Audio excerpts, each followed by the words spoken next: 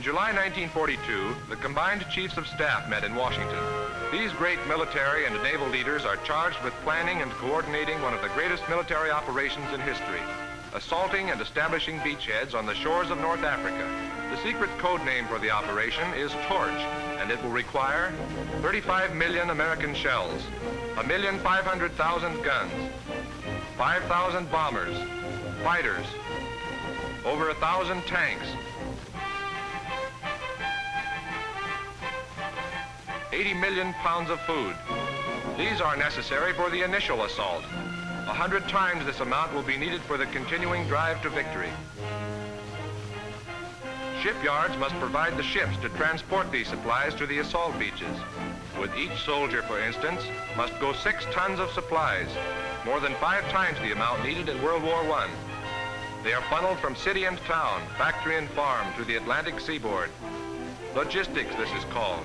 Having the right things in the right place at the right time. And other ships must carry the troops, over 100,000 American fighting men. Rear Admiral Hewitt commands the assault forces. On October 24th, 1942, and less than 3 months after it was decided to open a second front, the greatest convoy in history is getting underway. Once again, American sea power sails out over the old road, the road to North Africa. In England, another great force is weighing anchor. The two will converge at 0 hour.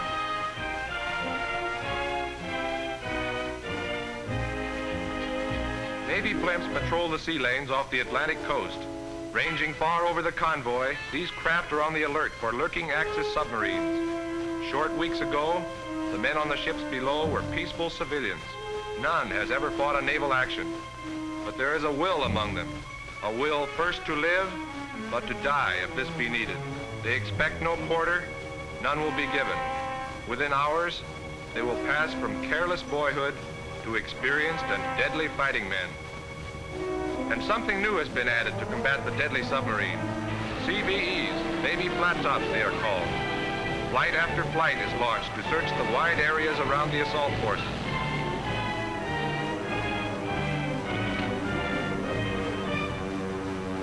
On escorting destroyers, human eyes and mechanical ears search and listen. Suddenly, contact.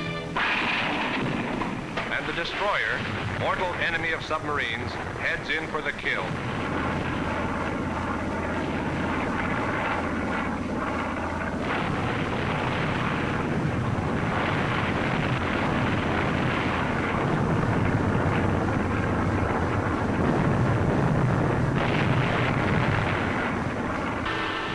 Charges have found their mark. An explosion close aboard has damaged her, knocked out her light fuses and sprung plates. They must surface and fight it out, or go down with all hands.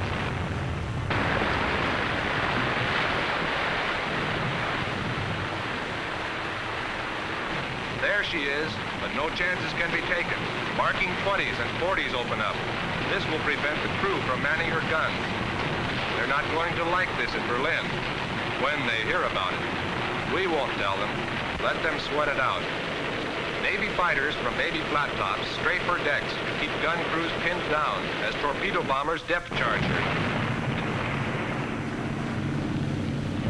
There she goes, stern first. This destroyer picked up a few survivors, mostly wounded, and they were transferred to a baby flat top.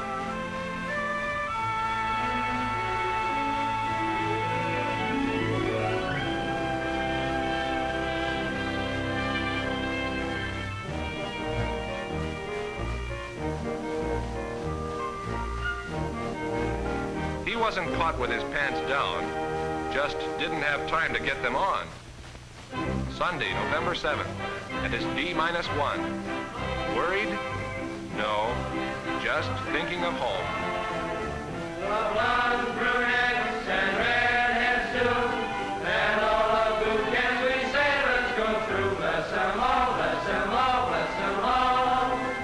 Through summer and winter and fall. Rose Betty and Susie, you can't be too choosy, so cheer up, my lads, bless them all. Bless them all, bless them all, bless them all. As back to our hammocks we crawl.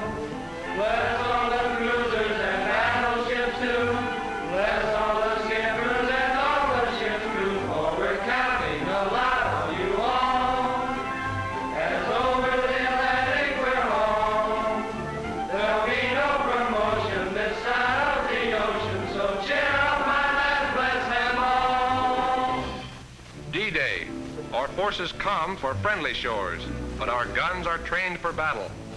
We come to help France throw off the Nazi yoke. The assault forces assemble 30 miles off Casablanca. Planes are armed to take the air. Their orders? Attack only if resisted. The big question is, will the French fight? The worst must be assumed. But there is resistance. French shore batteries open up. From Vichy, France, Pétain, that poor misguided old Marshal of France, screams, France and her honor are at stake. We are attacked. We will defend ourselves. Okay, cruisers, let them have it.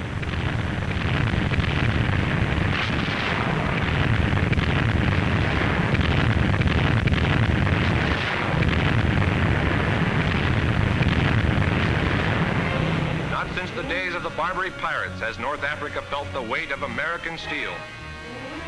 On November 8th, we began wading through the surf for the invasion of North Africa. 107,000 of us, mostly Americans and untried in battle. Thanks to the Navy, we are on the beaches and on our feet. But if there is serious resistance ashore, our casualties are estimated at 60,000.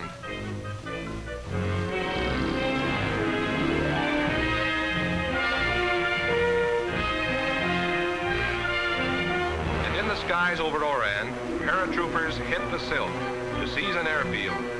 This was the longest paratrooper hop in history.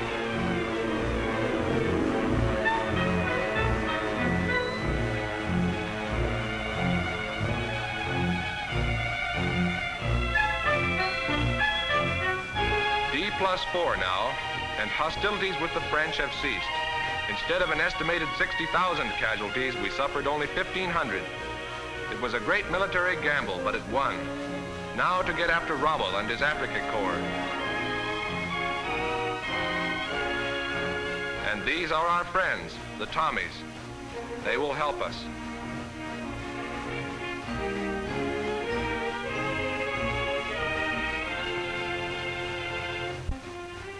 Casablanca, the best harbor on the west coast of Africa, is ours. The French battleship Jean Bart made the mistake of slugging it out with the American battleship Massachusetts.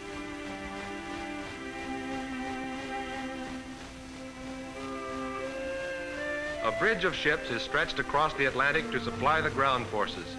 The American Navy will escort and protect them from enemy submarines and aircraft. 200,000 tons of supplies must be landed each month. A ton of food, clothes, and ammunition for each man is the way they figure it.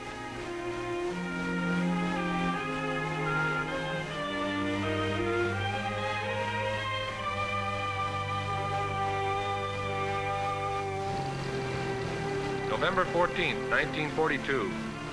Less than a week after our landing, and with the smoke of battle still in the air, our Commander-in-Chief arrives.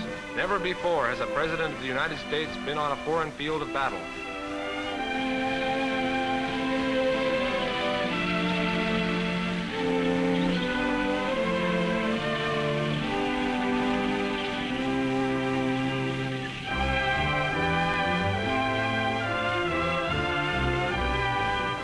Casablanca, President Roosevelt and Prime Minister Churchill confer with the combined chiefs of staff.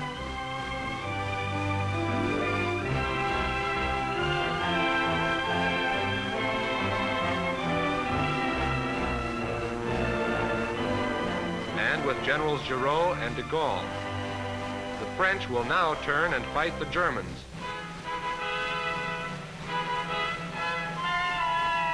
These great war leaders, Roosevelt and Churchill, decide the terms for the Axis powers. Unconditional surrender.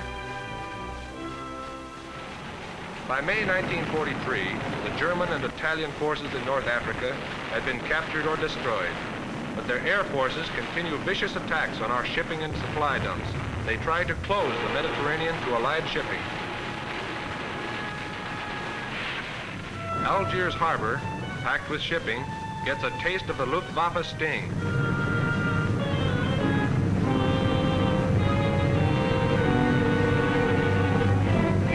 At last, the desert fox, Rommel, has been defeated and chased out of Africa, but he is still a hero in Rome. His once famed Africa Corps is smashed, reduced to sullen, arrogant prisoners of war. Hauling them to American prison camps is one more job for the Navy. With Africa cleared of enemy troops, plans are completed for the invasion of Sicily. General Eisenhower gives the signal. This well-fortified outer bastion of Festung Europa must be taken to provide bases from which we can hit the European fortress. Operation Husky it is called, and Husky it is. Again, supplies, mountains of them, over 700,000 different items, 50,000 tons of ammunition, 3,000 vehicles, 1,000 tanks must be loaded and transported for the initial assault. And the Navy must escort these ships and support the troops ashore until they get a firm foothold on the beaches of Sicily.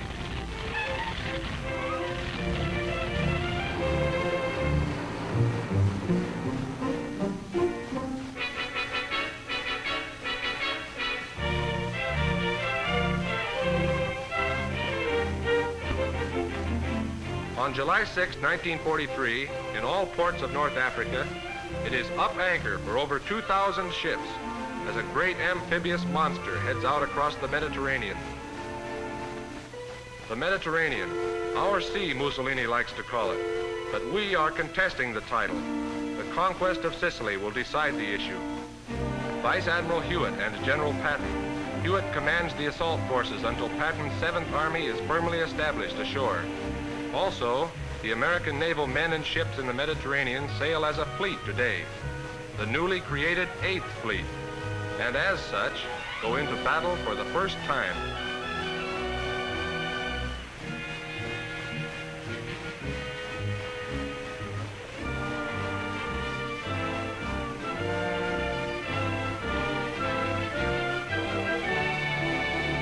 Since the dawn of history, the Mediterranean has bathed the shores of North Africa and Southern Europe, but it has also smashed great fleets that ventured forth upon her unpredictable blue waters.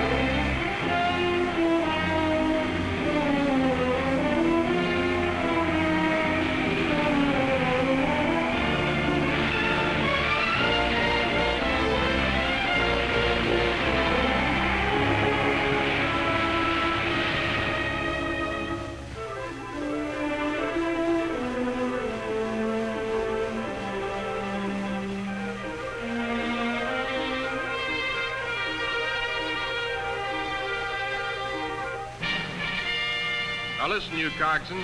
HR 0245. Expect mines on the beaches. Also enemy shore batteries. But don't let them stop you.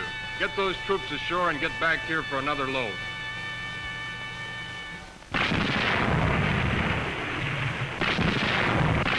This is not the first time the roar of American naval guns has been heard in the Mediterranean, but it's the first time Axis Europe has come under the guns of American sea power. This is floating artillery. Mason, this is Dixon. Mason, this is Dixon. I have a message for you. Over. Dixon, this is Mason. Go ahead, please. Over. Mason, this is Dixon. Message is intercepted. Enemy dispatch from the Italian garrison commander at Licata. Quote, to the commanding general of Sicily, the Americans are making landings on beaches where landings are impossible. Unquote. That is all. Over. Dixon, this is Mason. The Italian garrison commander is quite right. That is all. Out. And a fighting general lands, too. These pontoon causeways, first used in Sicily, help make it possible to land 60,000 troops, their supplies, and 8,000 vehicles in 2 days despite continuous air attacks.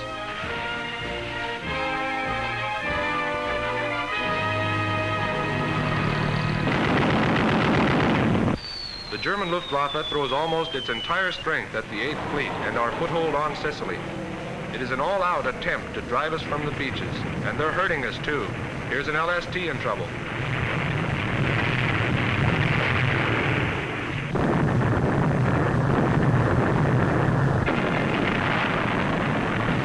And there goes the Robert Rowan, an ammunition ship.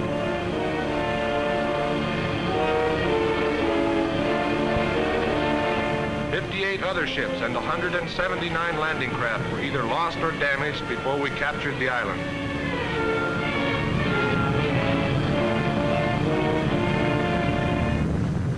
Ashore, Field Marshals Alexander and Montgomery confer with General Patton. Their decision? A great American tank assault on Messina to destroy the enemy.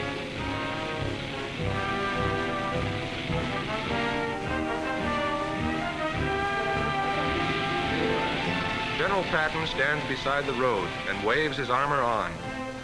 On July 27, 1943, strutting Mussolini was tossed out of the Italian government. And on August 8th, Sicily fell.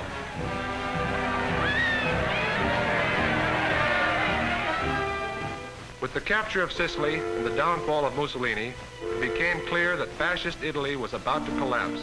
Operation Avalanche was hastily mounted to strike the Italian mainland. With Vice Admiral Hewitt commanding the assault, General Mark Clark's 5th Army storms ashore at Salerno on September 9th. The invasion of Fortress Europe is on, and for the first time, American fighting men trod the soil of Axis Europe. But Italy was out of the war now. On September 8th, D-1, the news came to the men of the 8th Fleet and to the combat troops that Italy had surrendered unconditionally. It was great news, but ill-timed. Combat troops hitting the sandy beaches of Salerno felt they could now walk ashore, unopposed. Not so, they soon learned. Germany poured many of her crack divisions into Italy, and these are waiting at the beaches to meet the landing. Their ground fire is intense, far exceeding any previously experienced.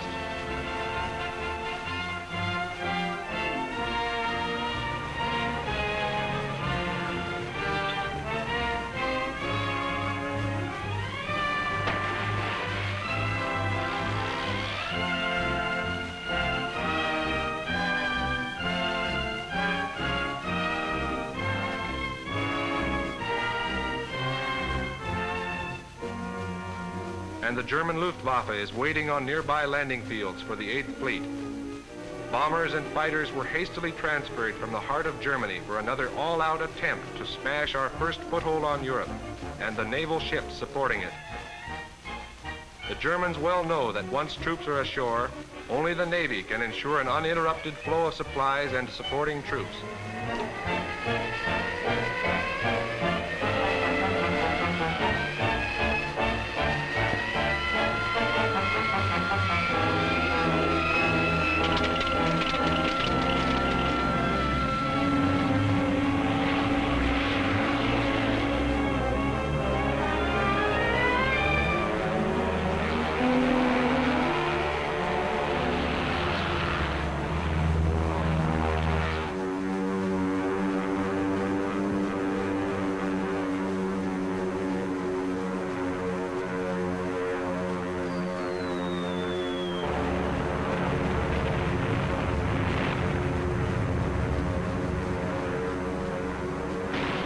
They pressed home their assaults against these ships. Ashore, it was touch and go as to whether we would be driven into the sea. At one time, giant Tiger tanks drove through our lines to the water's edge and shelled our shipping, halting the unloading of badly needed supplies. The so-called tender underbelly of Europe proved otherwise. Air attacks were continuous, day and night. Whether we held on to our slim beachhead depended on the staying power and the firepower of naval guns supporting the troops ashore. Had this firepower been less successful, General Clark and his gallant 5th Army would have been driven from Europe. And the Germans threw a new secret weapon at us, a deadly weapon especially designed for use against naval ships, the flying bomb. It is launched from a mother plane and then guided to its mark by radio control. The light cruiser Savannah receives a direct hit in her number 3 turret, putting her out of the fight.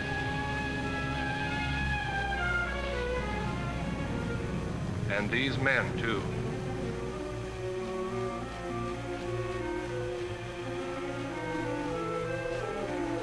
Ships of the 8th Fleet lay a smokescreen to protect the beaches and shipping. This prevented the enemy from assessing the effectiveness of his bombing and shelling. Churchill said of Salerno, "It is the most daring amphibious operation we have ever launched, or which has ever been launched on a similar scale. Despite regular and persistent enemy bombing and strafing attacks, over 90,000 troops, 18,000 vehicles, 600 tanks, and 500,000 tons of supplies were transported and successfully landed at Salerno. The price was high. 127 ships were sunk or damaged, but in Italy.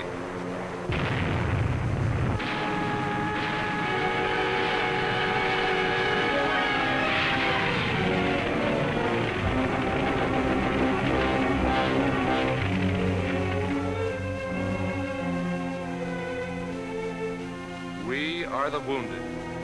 15,000 of us in 20 days.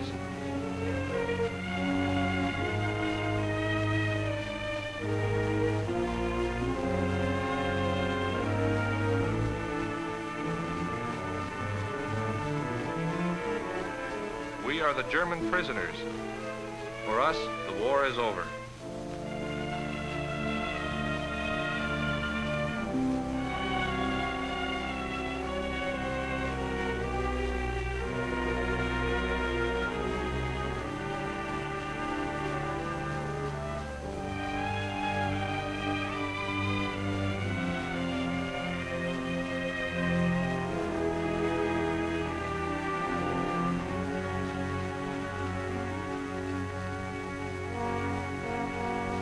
We are the dead of hard-fought, hard-won, long-to-be-remembered bloody Salerno.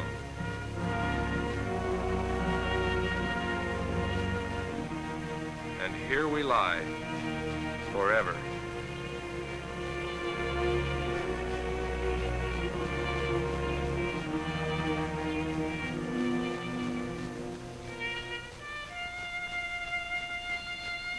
Southern Italy and Naples are now in our hands, but the Fifth Army is stalled at Monte Cassino. An end run is planned to ease the pressure. Anzio, behind the German Gustav line, is selected, and again the 8th Fleet weighs anchor to escort the assault forces, land, and protect them ashore. But it is no surprise to the Germans. 3 divisions were moving on the Appian Way behind Anzio. By rapid movement, they piled 10 divisions against us, outnumbering our combat troops.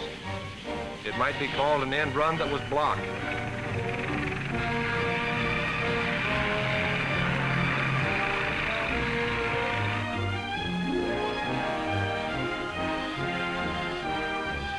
Despite constant enemy shelling and air attacks, mountains of supplies were unloaded and transported ashore. Supplies vitally needed to maintain the hard-pressed troops, and these must be landed during some of the worst weather conditions yet met in the Mediterranean.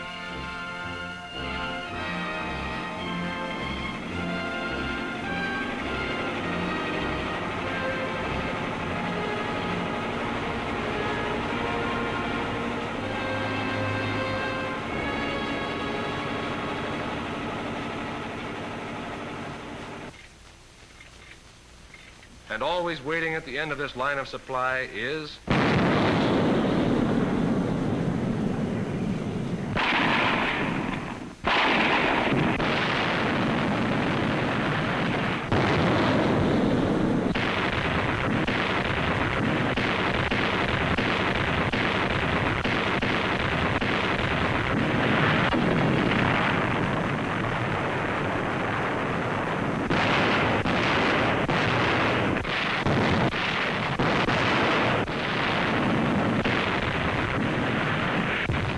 Again, we stayed on the beach. General Patton messaged at Sicily that the shooting honors went to the cruisers and destroyers for breaking up repeated German tank onslaughts against our beaches. General Truscott at Anzio might well have repeated the message. They took all the Germans could throw at them, and for months the guns of the 8th Fleet never ceased reverberating off the beachhead of Anzio. Yes, we stayed in Italy. Our destination, Rome, Vienna, Berlin. But for these defeated troops of some of Hitler's finest divisions, it's prison camps for the duration.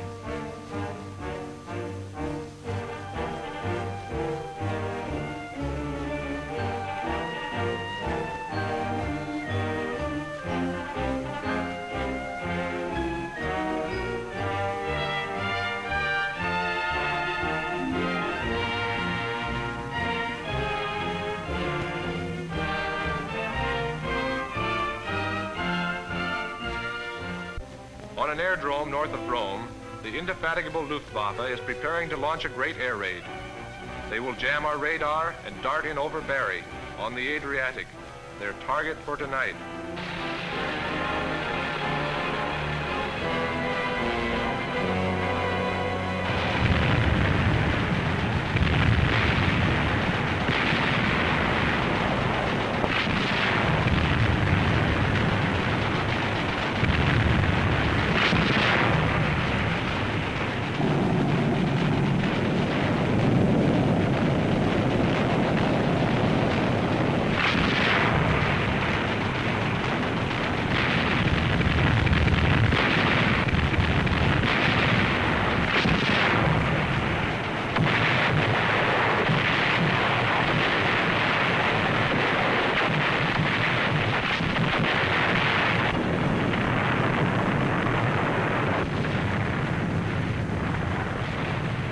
"17 ships caught, sitting ducks.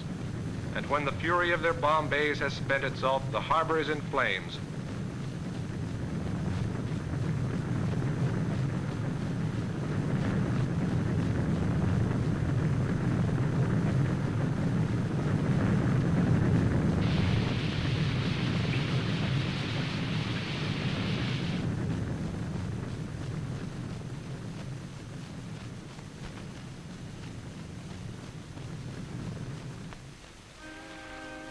Last night's target. Sherman was right.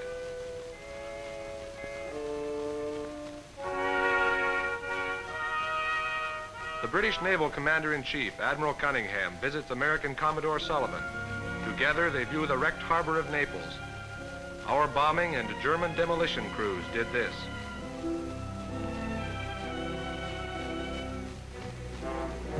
See Naples and to die, we were told, and some of us did. Even mighty Vesuvius poured out her wrath upon us.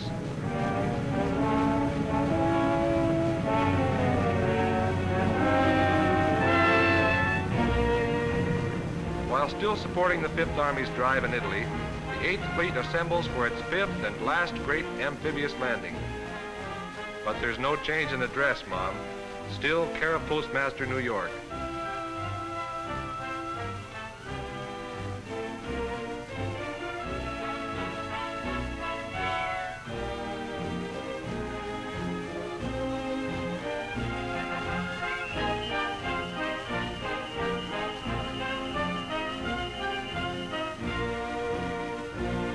Admiral Hewitt boards his flagship, and for the first time in history, the Secretary of the Navy comes along to witness an invasion, southern France. Once again, the Eighth Fleet sails forth. It is to visit the French Riviera, Azure Coast it's called, and it's for pleasure, too. The Germans are reeling from the assault on the Normandy coast, and this great blow, second only to the Normandy landings, will keep them reeling. For the Germans now, it is the darkest moment in history. For the men of the Eighth Fleet, it will be their last naval action in the Mediterranean.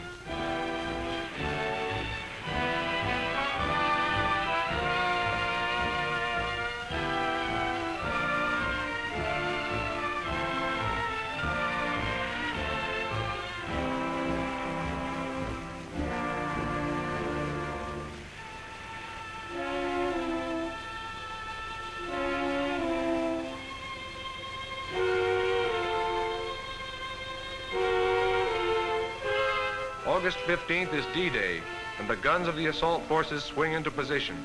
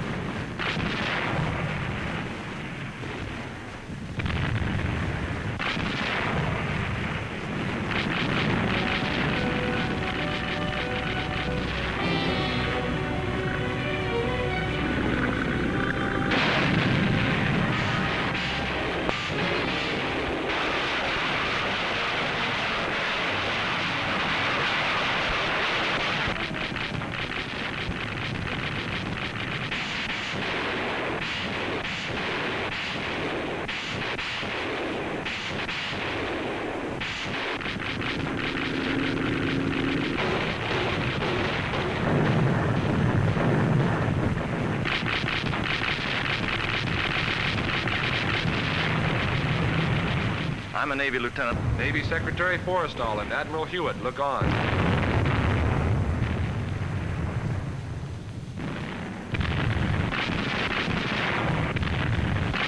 In 15 years learning how not to run my ship aground. Now, by George, I'm ordered to deliberately run her aground. Well, here she is.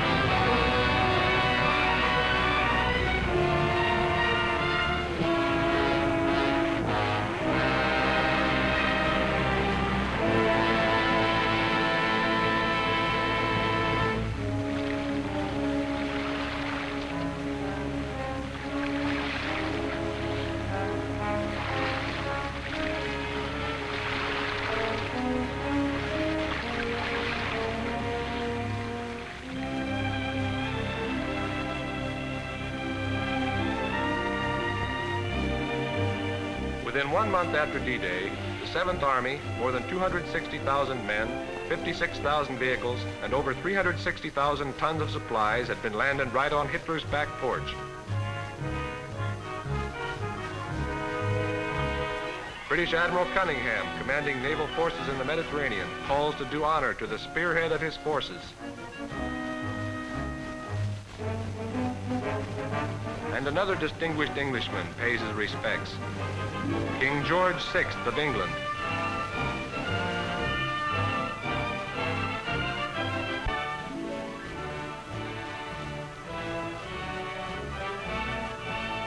The name Free French is no longer an empty term. The Germans have been driven from her country, and the French now welcome their liberators.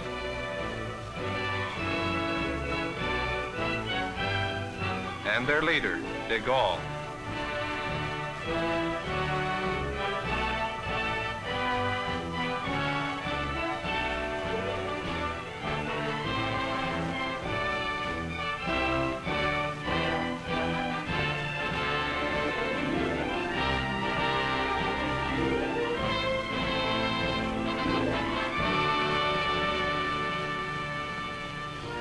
Vice Admiral Hewitt pays a farewell visit to the ships of the 8th Fleet and thanks his men. And to one of the greatest amphibious forces in history goes a well done.